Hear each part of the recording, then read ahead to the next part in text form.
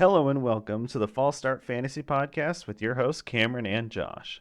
On this week's episode, we are going to talk briefly about the NFL's Week 9, but then also look forward to Week 10 and even discuss somewhat of what we're going to be looking at in the playoffs and how we should be feeling about certain players. I'm feeling pretty good. Josh, how are you doing? I'm doing pretty well. No guests this week, so it's just going to be me and you. You ready for it? Let's do it. All right, well, let's go ahead and jump into our first matchup where we had the absolute shit stomping of a century, where I put up 207.5 points against Malachi, who just came off of a loss to you, Josh. I'm sure he's not feeling very good about that, but what went right for my team? Let me ask you that as someone who's going to be my competition in the championship game, if you can beat Ethan. Basically, better question is what went wrong? Literally, the only thing down your team where it's like, okay, that's a disappointing performance was Chiefs defense. Justin Fields, Joe Mixon held those two alone, made up nearly half your points. Did fantastic. And your core players outside of those two, ETN, Justin Jefferson, Jalen Waddle, they did well. Isaiah likely did better than expected with, excuse me, there, almost 10 points. Chris Godwin, he put up his decent floor with 10 points. And then Nick Folk, for some reason, decided to become God mode on kicker duty and 15 points. Better question is, what went wrong on your team, not what went well? Yeah, definitely a lot going right there. On the other side of the matchup, though, I got to give some credit to Malachi because 114.8 is a pretty respectable score. 24 from Dallas Goedert, 18.6 from a great pickup of Josh Palmer. I know he's been our waiver weapon a couple times. And then 15.6 from Michael Carter, which James Robinson in the same backfield did pretty well in a win against the Bills, which was awesome.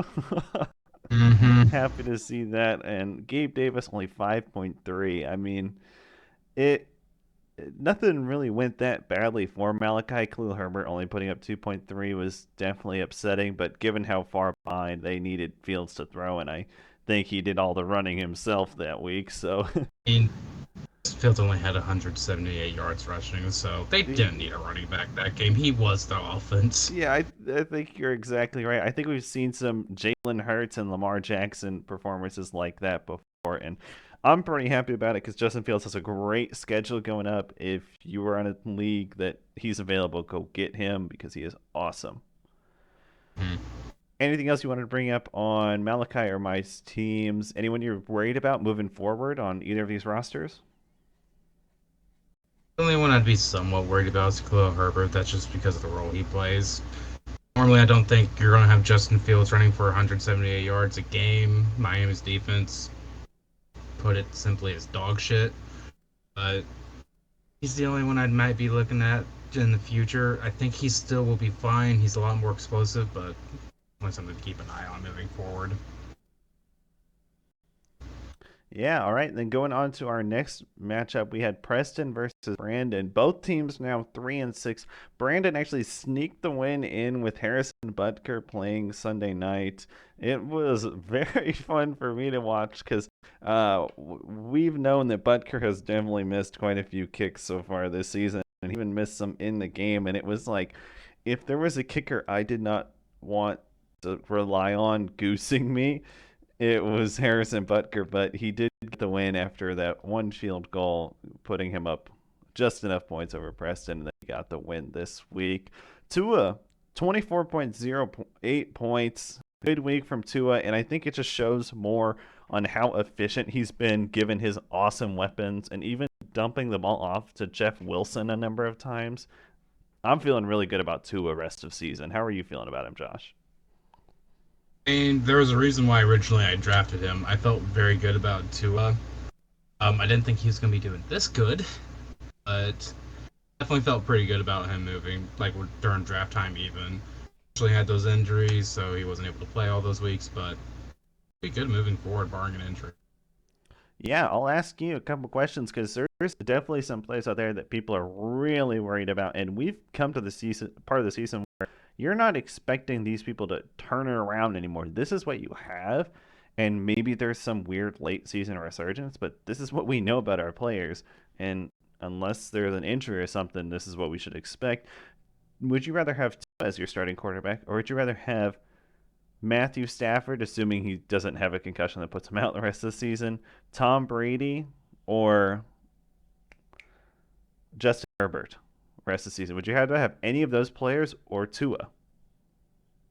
Me too. Herbert is interesting. However, he's not been playing like he has these last 2 years, so I mean the guy that's going to throw it downfield and not check it down to Eckler 5 million times a game. Tua. I think you're exactly right. When you're looking at these guys who do not run, they do not scramble like Justin Fields, Lamar Jackson, whatever. You need to make sure that they are efficient with how they're scoring touchdowns and passing. And that's why a guy like Kirk Cousins and Ryan Tannehill had that awesome year where it was just like they're being efficient, scoring a ton of points. And Tua right now has two, arguably the best wide receiver duo in the NFL. If you want to say Jamar Chase, T. Higgins is better, that's up to you. But Tyreek Hill is the best wide receiver in football. I've said it again. That speed is just unreal, and Jalen Waddle has just been awesome as well. I think that duo is just fantastic. But we've talked enough about Tua. Let's go ahead and look at a player on the other side of this matchup. Antonio Gibson only put up 6.7 points.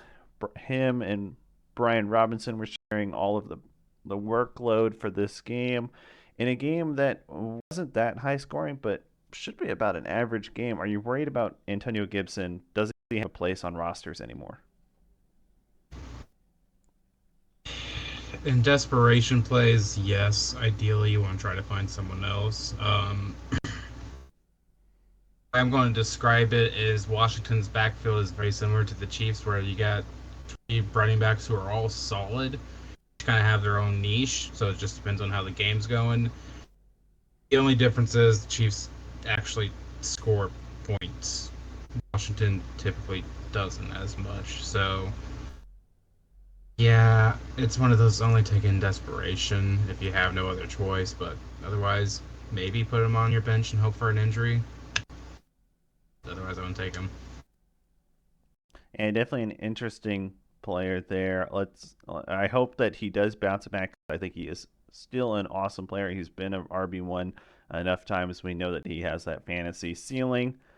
Last guy I wanted to talk about here, Jamal Williams put up 10.1 points in a game that DeAndre Swift was very limited. I think he only had about 2 to 4 rushing attempts, but 10.1 against the Green Bay Packers in a game where they want to show their force and run the ball a lot. That's not a great showing from the Lions running back there. Um, I will give him some credit. Green Bay's defense is still solid. I wouldn't say they're great, but they're solid, especially their run defense. So yeah, it's not the least expected. He didn't get into the end zone, so most of that just came off of pure running and saving work. Or at least I believe he didn't get in the end zone. Correct me if I'm wrong on that. But moving forward with DeAndre Swift coming back more and more, would start to get worried about Jamal Williams. But if DeAndre Swift stays limited or stays out for the rest of the season, still worth the stash to be able to give you a nice solid for kind of like that 10-point range. Absolutely. Well, then we'll go ahead and move on to our next matchup here. Bandon versus Billy. Bandon got the dub, winning by almost 26 points, just a little bit under that. Kyler with 19, Tyreek Hill with 27.3, but the goose egg there from Tyler Higbee. It was almost like he was on bye week. Josh, how worried are you about Tyler Higbee? Well, he belongs to the Rams, so I am worried. I don't know what it is, what happened. I'm not sure if they just drank too much during the celebration parade or what happened this offseason. Rams look like shit. They absolutely do.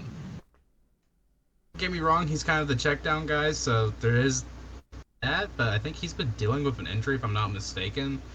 You get the fact that Stafford might be dealing with injury as well, so concerning, and the O line issues for the Rams have only gotten worse, so he's been having to stay in the block more, so definitely one of those I would worry. Yeah, started the season 5 catches, 7, 4, 10, 7, and then these last 3 weeks or last 3 games he's played, 1 catch for 7 yards, 2 catches for 15 yards, and this week on 1 target, 0 catches for 0 yards. Definitely a big worry there for the Rams as well as fantasy owners. Would you be still thinking I got to start this guy next week, or would you be pivoting in perhaps the direction of a guy that is on waiver this week in Evan Ingram? I'd definitely go Evan Ingram in this case. One, Evan Ingram has a better matchup this week. Chiefs, don't get me wrong, their defense is better than some people would expect, but still not great. But yeah, moving forward, until the Rams can prove they can actually run something that somewhat resembles an offense, I would not play him unless he starts doing extremely well again and becomes a check down guy. Well, and let me ask you about a couple other players who have also some volume concerns. Dawson Knox, as well as from the Bengals, uh, why I can't remember Hayden Hurst. Would you start either of those two players over Tyler Higbee? Would start both right now. Bengals are, don't get me wrong, their O line, they have their issues. Their offense hasn't looked like it did last year. Still a lot better than the Rams. And then with Dawson Knox, always has that chance for a touchdown if the Bills get into the red zone. And Bills have one of the best, if not the best, offenses in the league. So they're usually going to be finding their way to the red zone. So definitely both of those actually over Higby in this case. Yeah, on the other side of this matchup, Deontay Foreman 4.1 points and Tyler Boyd in the same game 9.4 points. I don't know about you, but I'm ready to throw both of those games or both those players' stats completely out the window. This game was Joe Mixon versus a bunch of high schoolers. The game was over in the first quarter, if not the second, and I don't think any player cared after that start from Joe Mixon this week. Yeah, Tyler Boyd, it's going to happen. Sometimes the targets come your way, sometimes they don't. It's just as simple as that. They can't control anything. And like you said, Nixon decided he wanted to go God mode or just play against a bunch of high schoolers. I'm not sure which one would have put up more of a fight, the high schoolers or Mixon going God mode against pros. The way, about even. Foreman, not a receiving back. So game script quickly out of hand. There wasn't much he could do. Well, I think he is a The, pretty good receiver back, and that's been a definite strength of his. But I think the change in quarterbacks definitely threw them off I there. And I think people are still coming off the high they had from the previous week where he had, what, 34 points or something like that? Something like that, as well as the week before When, that like, too. he's not going to do that every single week, so this was kind of just like a slap to reality to me on Foreman.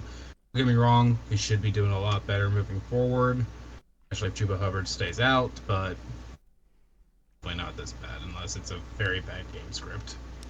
Yeah, and then the last guy I You want to know, talk about in this matchup, Damian Pierce had 139 rushing yards like an absolute madman against the Philadelphia Eagles, who have, I believe, the best front seven in football, as they not only have great starters in every position, they have depth in every single position. Now, you can say Jordan Davis was out for them, so they were at a loss, but Damian Pierce is absolute beast on the ground. But 139 running yards is only 13.9 points. The lack of receiving work is something we have seen from these running backs before, and it's why guys like J.D. McKissick and Naheem Hines get brought up as better options sometimes than these awesome on the ground, shove it in your face, put you in the dirt running backs. And it's because we play in these full PPR leagues. Josh, I think we've established that Damian Pierce can be started every single week. Would you agree? considering how he just put up 139 yards against one of the best front sevens, yeah, I'd say so. Yeah, but I think we can safely say that he is not a high end RB1 like a Christian McCaffrey, Alvin Kamara level until he gets receiving Yeah. work.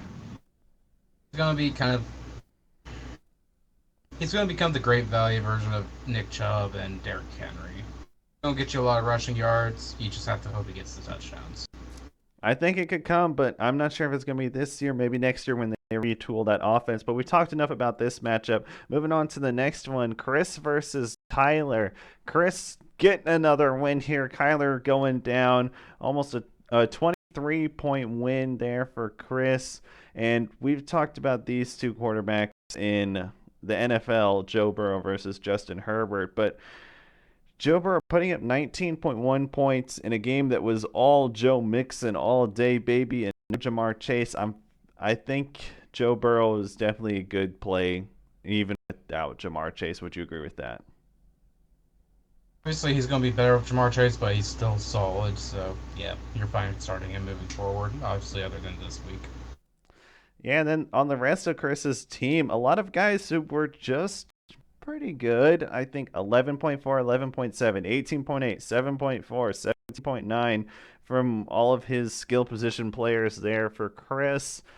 Nobody really going out and getting a ton of points. I think that's where Chris's upside is sort of capped. We're not seeing a 50-point game from Joe Mixon is a complete outlier, but we're not seeing the explosive games that we would see from especially a roster like Ethan's or Kyler's has definitely had that before on the other side of this matchup.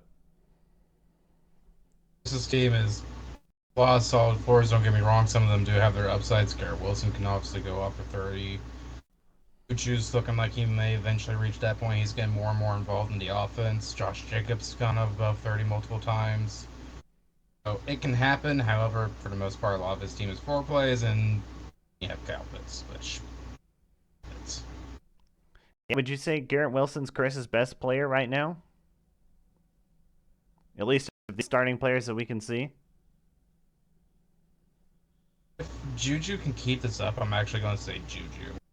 He's going to Juju. provide a solid floor, and he does have that upside. So if he happens to get a touchdown or two in the game, I'd actually side with Juju. But Wilson definitely has more upside. It's like his biggest upside play while Jamar Chase is out. So Yep, definitely some interesting players here on the other side of this matchup. A lot of sadness there from the middle of Kyler's roster. AJ Dillon 6.4, DJ Moore 4.4, 4.2 from James Brosh, and 3.3 from Drake London. I think this is exactly what Kyler expects from his roster at this point, where he is going to dominate people some weeks with 190 points, and some weeks it's going to be 85 or 50 points. I think he had that one week. Would you be? yeah, I think we're seeing the exact opposite rosters here. We're seeing huge highs, huge lows on Kyler's roster versus very solid week to week from Chris. Is there some sort of roster mesh here that needs to happen between these two to get them a little bit more upside for each player and a little bit more stability for the other? um, an interesting one actually. Honestly, Chris needs some more upside, especially while Jamar Chase is out. Um, if he was able to get, I don't know, T.J. Hawkinson instead of Kyle Pitts or something like that, that'd be good. Other side, he just needs people that are going to consistently put up points. Drake London, fantastic receiver, terrible offense for receivers. Um, Whoosh, is that how you say his name? James Prosh, yes. What the hell is that? The Baltimore Ravens number 3 wide receiver behind Demarcus Okay, Robinson. okay. That's Devin another Duvernay. example. So Need to get some people who, are decent, not I whatever know the hell that Kyler's guy definitely is. had some injury and bye week issues. I think he started Zeke last week because everyone was injured, and there's probably some layover still there. But Yeah. I mean, Kyler does have some solid players that are going to give him a good floor. T.J. Hawkinson's been doing extremely well. He did better yeah, new for his first week offense. of the It's Vikings than I crazy. thought. Austin Eckler, don't need to say anything about that one. Let's move on. And Justin Herbert, he's still a good QB. He's going to give you some decent points. It's just the rest of his team is too boom bust. Yeah. And again, Prosh, who the hell is this guy? Hey, but sometimes boom bust. You just keep getting the boom weeks until you make the playoffs, and anything can happen once you make the playoffs. We'll go ahead That's and true. move on to our next matchup here, we had Sam versus Ethan, and Ethan getting the dub there with 119 points. His only loss so far in the season is to Josh, and he did not start a flex player. No CeeDee Lamb on the week. No cares from Ethan. And you think this was a flex, or did Ethan forget to check his phone this week? He probably just forgot to check his phone this I week. think you were exactly right. Yeah, But no, very. Ethan's team is fantastic. Yeah, every player on Ethan's team is someone that I would happily start on my own team. Lamar Jackson may not be having that insane start that we saw at the start of the year, but the rushing upside of Lamar Jackson is just something I will never turn down. And trust me, I would rather have him than Justin Fields right now, even though Fields has been on a tear. Leonard Fournette's receiving floor is just way too high, even in a game where they only scored 16 points. He's still a great player. Kenneth Walker, Cooper Kupp doing their things. Olave, Ertz, everybody doing well for Ethan's team. But we've said enough and ranted enough about these exact players because I don't think Ethan sets his lineup each week. What can you tell me about Sam's team? It was a solid outing for Sam. He's had a few down weeks lately, so this was a solid outing from him. David Montgomery, that's unfortunate. The fact that Justin Fields was like, nope, I'm just going to do all the running here. You just sit there and pass protect if I need you to. Allen, even in a very bad game, I think he threw 2 picks and had 2 fumbles or something like that. He still put up 24 points, so that's potentially 8 points he missed out on. Dalvin Cook, touchdown saved his game, but I mean, 13 points, still solid. And Kirk, he finally had a good game again. Amon-Ra St. Brown coming back from injury. Not the greatest, but not the worst. Yeah, that happens with tight ends. Terry McLaurin, he had an okay week. Granted, Minnesota's defense is solid. And then kicker defense, about what you expect. It was Yeah, solid from Sam, but just not enough. Yeah, that's exactly right. It's really only player that really overperformed expectations, and you can say whatever about Josh Allen was Christian Kirk with 21.6, putting up 9 over expected, which is great to see considering how bad the Raiders have been on that secondary and honestly on defense in general. It's good to see that okay, when they're playing a bad team, which a lot the AFC South has plenty of those, so they'll have some good divisional matchups uh, he can still produce there and get some good points. But just a little disappointed there. But are you worried about Sam's team moving forward? Does he need to make a trade? Does he need to make some sort of explosion? He's 3-6 on the season. At this point, yes, he does. At one point, I think he was undefeated, or at least he was right up there. He has a solid QB. His running backs are solid. It's just bad luck, essentially. Amon-Ra St. Brown's been injured most of the season. He's healthy. We've seen what he's been able to do. So I think this team can come back healthy finally. And we'll have a lot better shot getting some of these wins, maybe making a playoff push. But if this team gets healthy, he might have to try to trade some people in hopes for something that will work.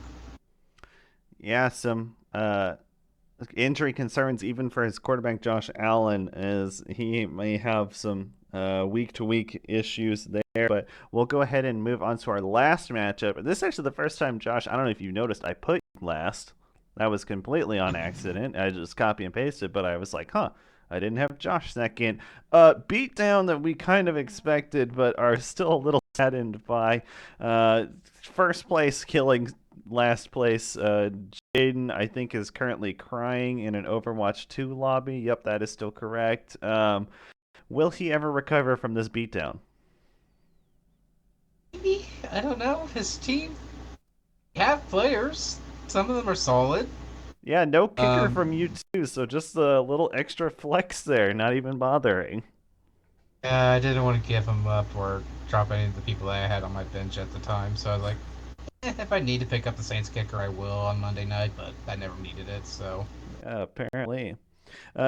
Three players basically goose egging Jaden with 0, 0, and 0.6 from Robbie Yeah, Anderson.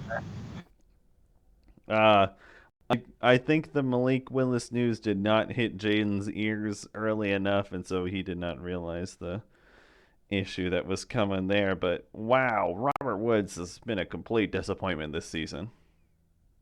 expected a lot better out of Robert Woods. At the very least, in the PPR format, he would have been okay. I wasn't expecting top 12, top 20 even.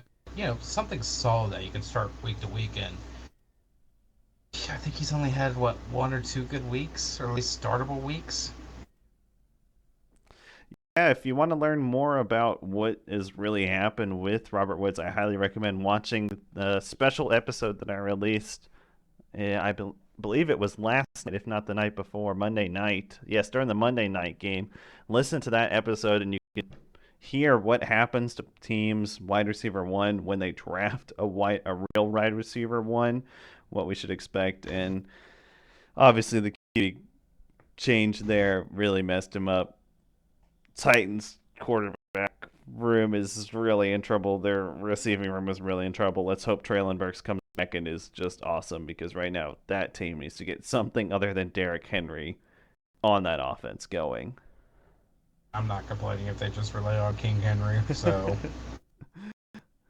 Well, then let's go ahead and switch over to your matchup. 23.5 points. We know the Chiefs defense has been able to shut down the run before with guys like Nick Bolton, Willie Gay, and Chris Jones actually doing a good job, but this was definitely not one of those weeks as King Henry made him pay with 23.5 points. we'll give the Chiefs some credit. He didn't really do much in the second half, and they even had to lead, so he adjusted well enough. But then again, when you have a up against a QB who can barely throw 5 yards, you don't really need to play back much. Yeah, the other running Definitely back made Sorry, the other running back you had this week, 8.6 points from Raheem Mostert in a game that should have been a ground game stop from the Dolphins, but the Chicago Bears just refused to die and almost won the game on pretty questionable or lack of a pass interference call on Chase Claypool at the end of the game that should have sent this into overtime. But Raheem Mostert, do you think he has fallen to the number two spot on the roster? Has Jeff Wilson really started to take over, even though he's been there for a week, or was this just, oh, this is the Jeff Wilson week. Next week is Raheem Mostert week. I think it's exactly the second option there. It's a 1A, 1B type of thing. Some weeks it's going to be Jeff Wilson. He got more receiving work than Mozart this week. Some weeks it's going to be Mozart. Mozart got saved by a touchdown, though, so it's definitely concerning. Yeah, the last guy I want to talk about here, Tyler Lockett. Go get that guy in Dynasty. He is the perfect player for a team that wants to win now. Tyler Lockett has been fantastic every single year. I believe he's 29 years old, and so he's at that peak. And it's just like no one is out there thinking, "Oh, I gotta save Tyler Lockett. I gotta keep him." But he's just a fantastic player, and if you're a win now team in Dynasty, he is going to be way cheaper than a lot of guys out there that are going to win you championships. Tyler Lockett's my boy. He's been my guy for the last. Whenever he got drafted, I can't remember what year right now off the top of my head. Um, I've believed in him since day one. This year I was a little worried, but he's definitely even surpassed even my expectations this year. So get Lockett if you get the chance. Absolutely. Last thing, give me some advice for what Jaden should do about his roster. Okay. Starters, one thing I would do, and it's something it's a bullet people probably won't like to bite. Try trading away Jonathan Taylor. It sounds crazy. Jonathan Taylor, RB1 last year. A rough time, however, with that name recognition alone, you're going to get people who don't pay as much attention to what's going Mic to happen, off. where you might be able to get a decent deal out of it. I don't remember what his bench situation looks like, but he has some solid players, so might be one of those you just have to bite the bullet, trade away one of your stars, and hopefully you can get enough good Mic on. pieces where they can outproduce that star.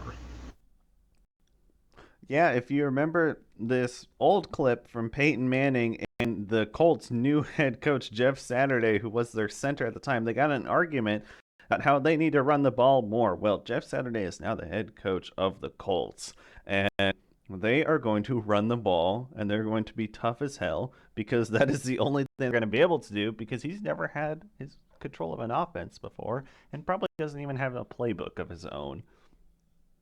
And when you It will don't really have definitely be a playbook, interesting. inside zone, trap runs, counter runs are going to be what you're going to run because you need some sort of way of enforcing your will and saying, we want to be here, we're going to do it.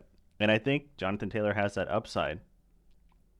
We'll see, because also line 2 has been struggling this year for some reason. Normally you Mic expect them to be off. at least a top 5. I don't know what's up with the Colts right now. Something's up with that team, and it's to the point where it's like I don't trust any of their players, even Jonathan Taylor. That's just Mic my opinion on. on it.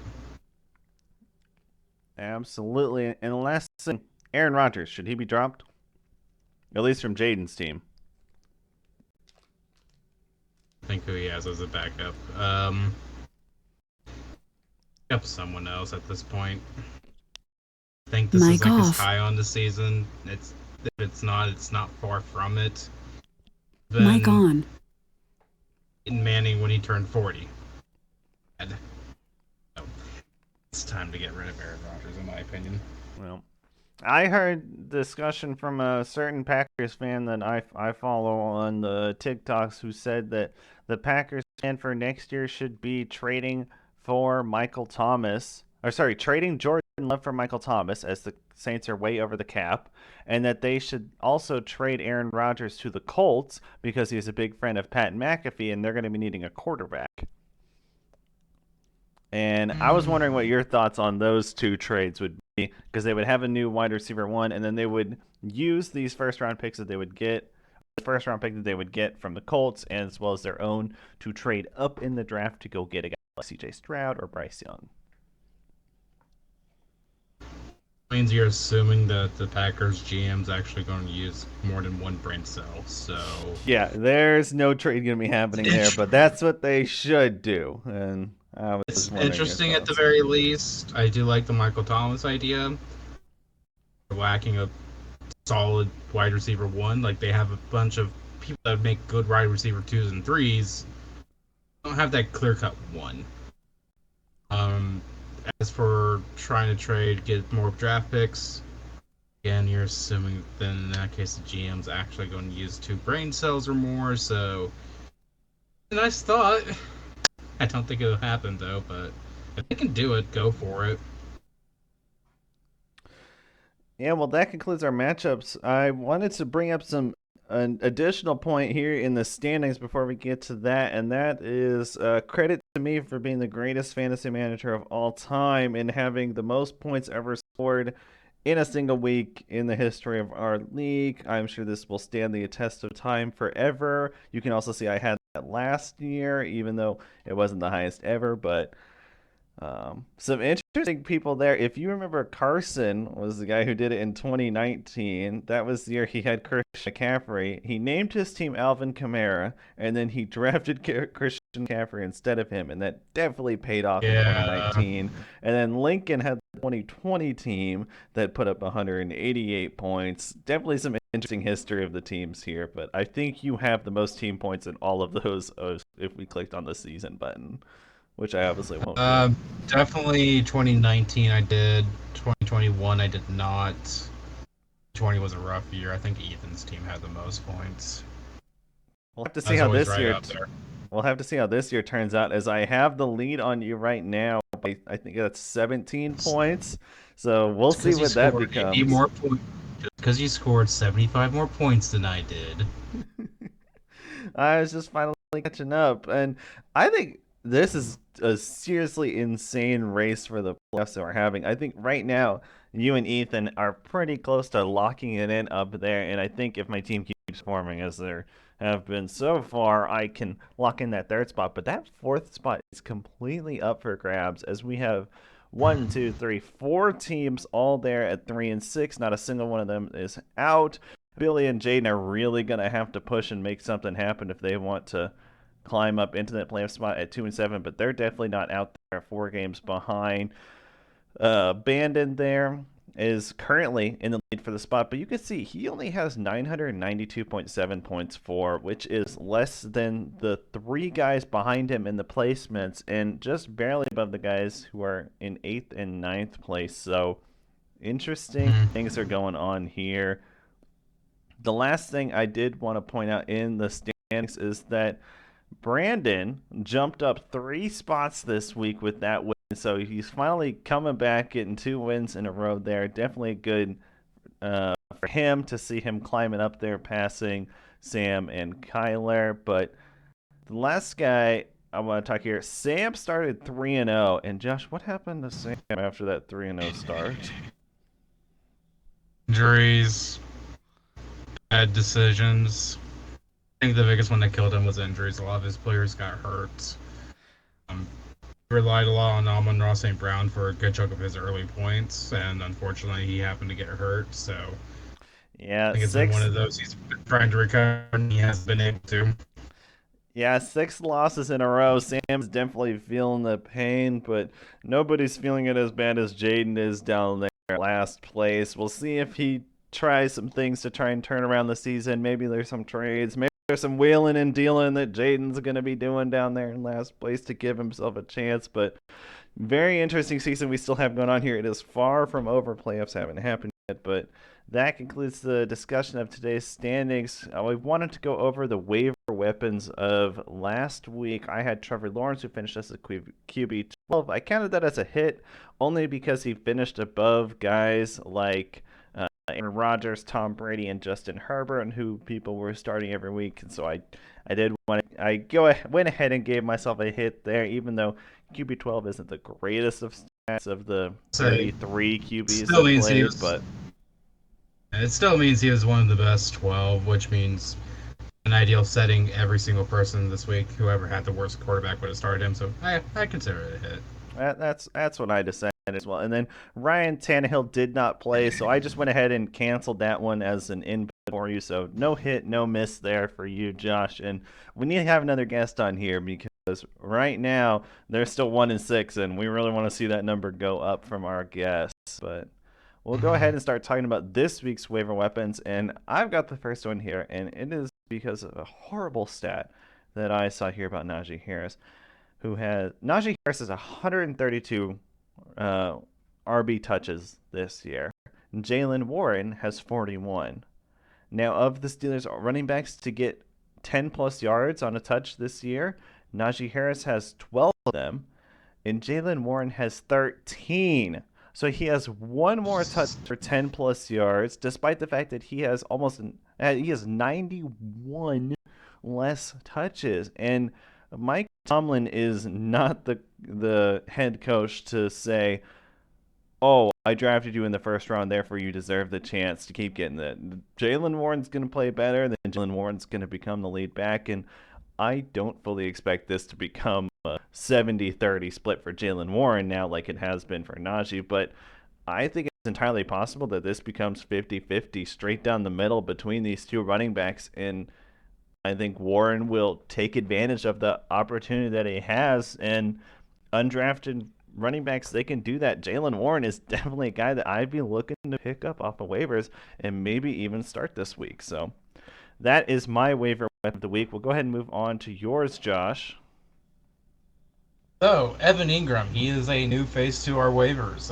He was just recently dropped, so I noticed that he was there, and it's like, okay, this is an interesting one. Um, he had that historic rookie year. He's been solid at the very least. Right now, he's a tight end 12, I believe, so he hasn't been awful, but he hasn't great either, so he's just a solid pickup. They're going up against the Chiefs. You're going to have to throw. So hopefully he can get some catches and do some good things this week. Yeah, well, with the waiver weapons this week, that concludes it for this week's episode. We had a discussion planned for NFL draft prospects, but we'll go ahead and push that off for next week or maybe even further back once we get closer towards the end of the season. But that does it for this week's episode of the Fall Start Fantasy Podcast. Thank you all so much for listening. You can find us on Twitter at Josh Newshafer and at Cameron's Ego. Josh, you got anything to add to this week's episode before we close out? Chiefs. Go Chiefs. All right. We will be back next week before week 11 begins. So be on the lookout for our next episode so you can be ready before the ball is snapped. Thank you and goodbye.